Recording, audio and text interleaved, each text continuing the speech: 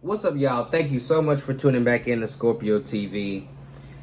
I told y'all this weekend I was bringing y'all some of the old school true scary story content creators that the channel originally started out reacting to.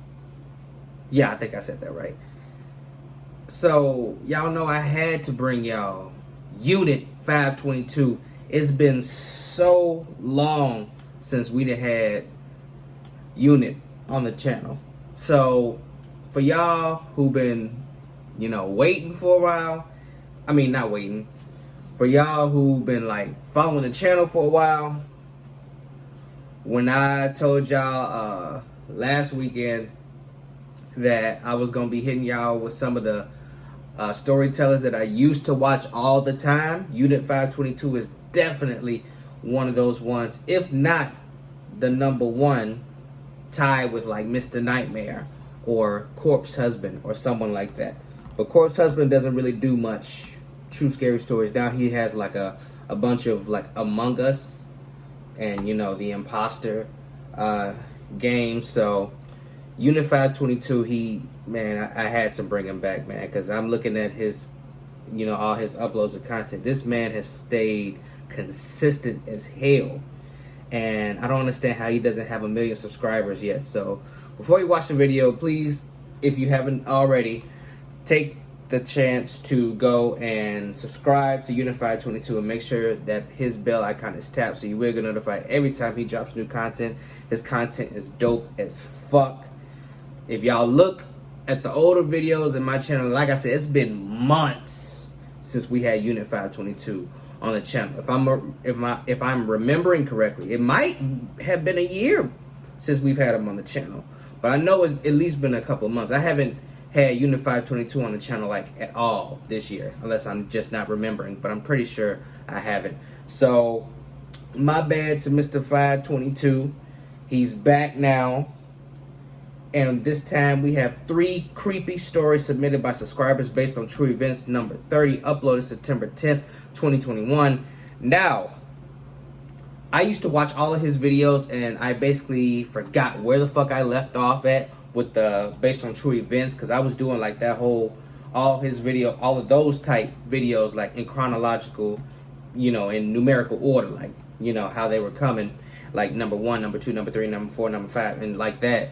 So I don't know where the fuck I left off at. Like I said, y'all could look at my older videos from like a year and older, and y'all see a lot of his content, or you just put in my channel name and put Unit 522, or I don't know if you got to put Scorpio TV because that's brand new, or if you got to put like That Boy Steph, or what name you got to put, or the Y Scorpio. I didn't have like 3 or 4 names, bro. I apologize, but I'm rambling. Y'all already know all the important links will be down in the description. Without further ado, let's get to the legend, Unit 522.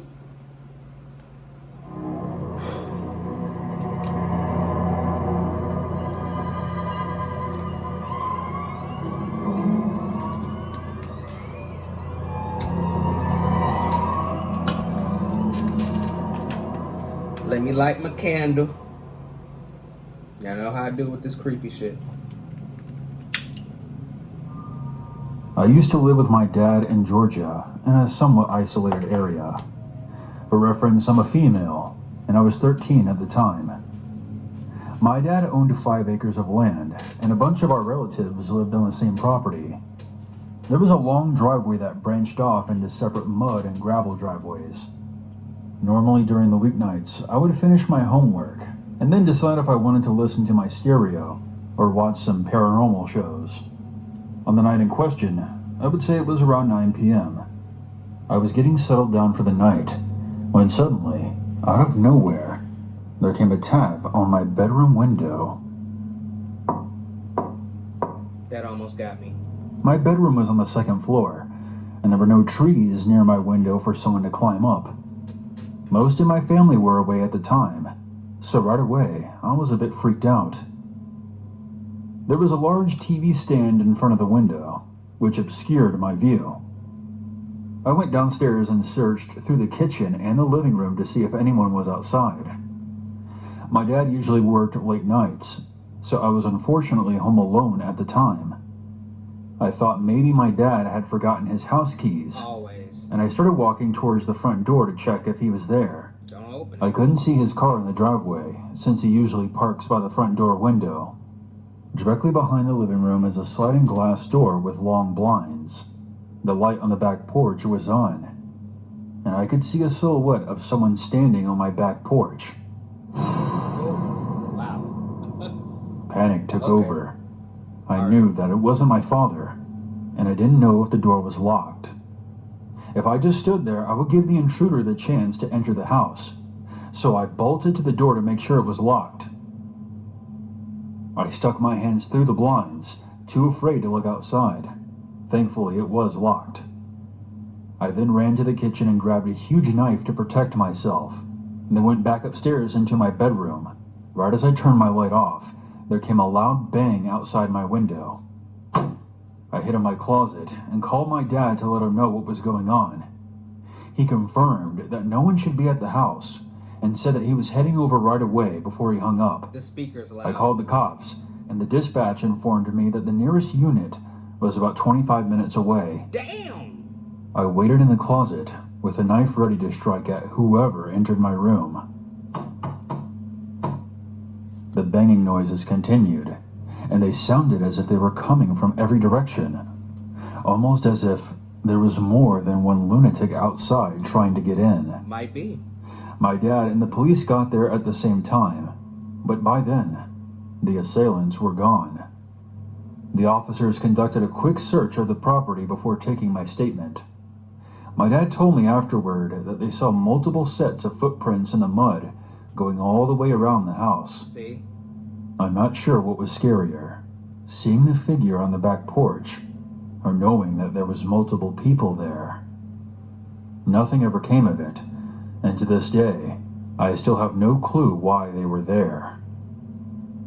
You don't want to know why they were there, though. You were going to get got.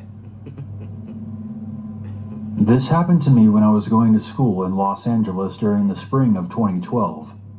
I grew up in Indiana in a very safe community, Hey. so it took a while for me to adjust to the craziness and crime in the city. I was living in an apartment with 4 other women at my college. Our place was above a house, so to access it you had to go down a long alleyway next to the house and up some stairs, so it was pretty out of the way. On this particular day, I stopped by the apartment to grab some music before a choir practice, so I came inside and started gathering my materials on the kitchen table. I didn't bother locking the door since I would only be there for a few minutes. There was a knock on the screen door, What's with all this and when I knocking? looked up, there was a man standing on the doorstep. He was a young Hispanic male, medium height, and wearing a t-shirt and jeans. Hello? I called out to him, thinking that he was delivering a package or something. The man doesn't say a word and reaches down and opens the screen door. He then begins to walk towards me. Still at this point, I was not alarmed, starting to say something about him leaving the package on the table, when I noticed he didn't have one. The only thing in his hand was a box cutter. By the time I realized this, he was too close for me to escape, and he put the blade against my neck. He then told me to get up and walk into my roommate's bedroom next to the kitchen.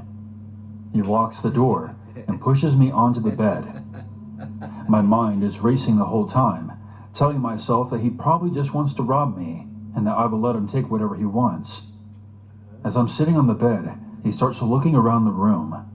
He then grabs some telephone cables next to the bed and begins trying to tie my wrists together. It wasn't working too well, but he kept trying. I eventually snapped out of my trance, realizing that this situation could become even more dangerous if he binds me. Right. I screamed and started pushing him. I made a break for the door. He caught me and tried again to tie my hands together, but I was thrashing and screaming and kept hitting him in his head. After a few seconds of this, he decides to bail and runs out of the apartment.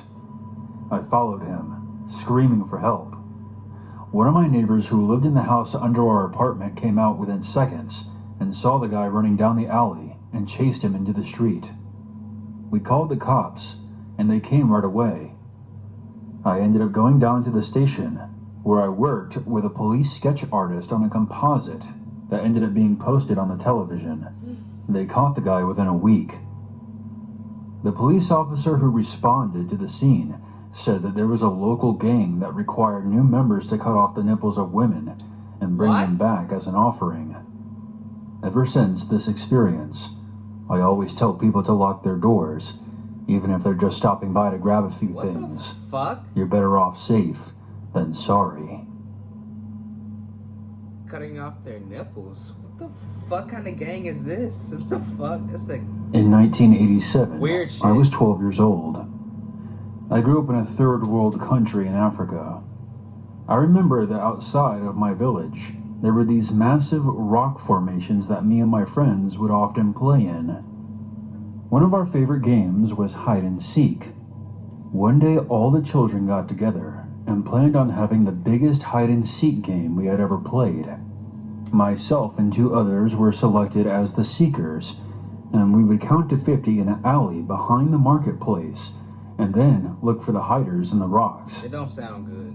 After about 15 minutes of searching, we didn't find anyone. We were confused because it was an unspoken rule that you could only hide in the rock formations. So we decided to look through the marketplace and the rest of the village. Still, nothing. When one of us noticed something in the distance.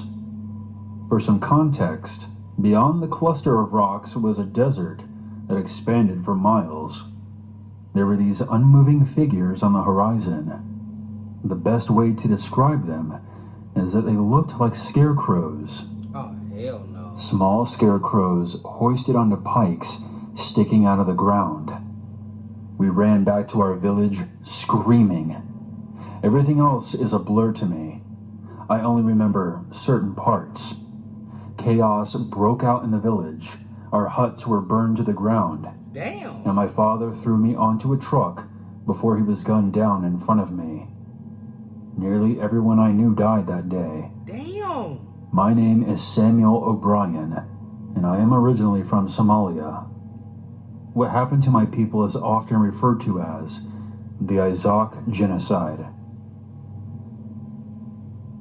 Damn, I didn't think it was gonna get dark like that.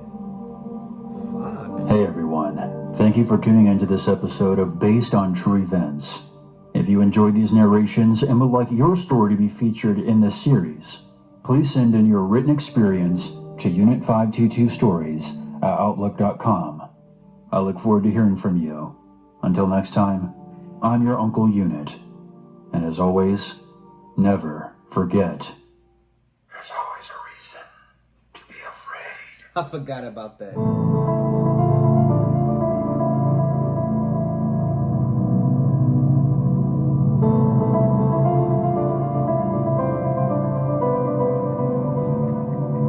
Hey, I remember a time where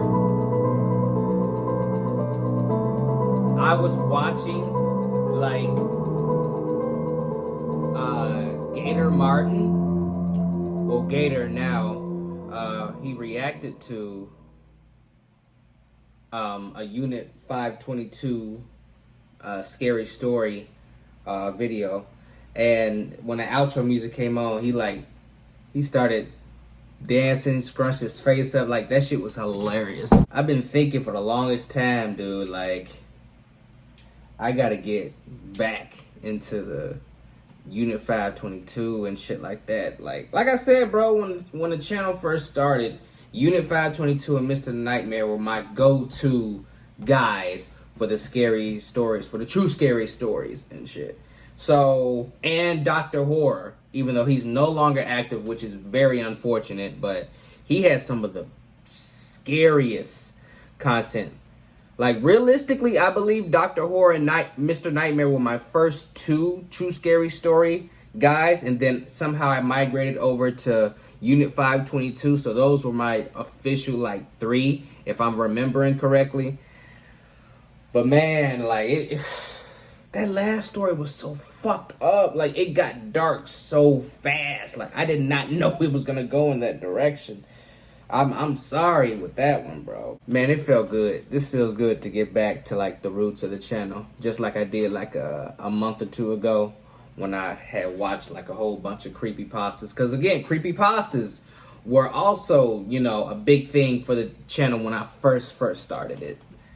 Creepypasta Junior was my first one. Then Mr. Creepypasta, then Creeps and Pasta, and then after like a year of only really listening to those three guys, when it comes to creepypastas, I migrated and found like Mr. Creeps, and then I found King Spook. So yeah, man, it feels, like I said, it feels good to get back to the roots. Love the video. I felt like this was the perfect, because it was only 10 minutes and like 22 seconds. So I didn't want to start out getting back into his videos too strong. So this was the perfect one, based on true events. That shit's crazy. Like I said, guys, I hope y'all enjoyed the video. I hope y'all drop a like, comment, share, support the channel. Make sure the bell icon is tapped so you will get notified every time I drop new content, which I do Mondays, Fridays, sometimes Saturdays. Go show love to Unified22. He definitely deserves it. He definitely deserves more recognition. But that's it for this one. You guys stay safe, stay blessed, stay humble, and I will see you all in the next video.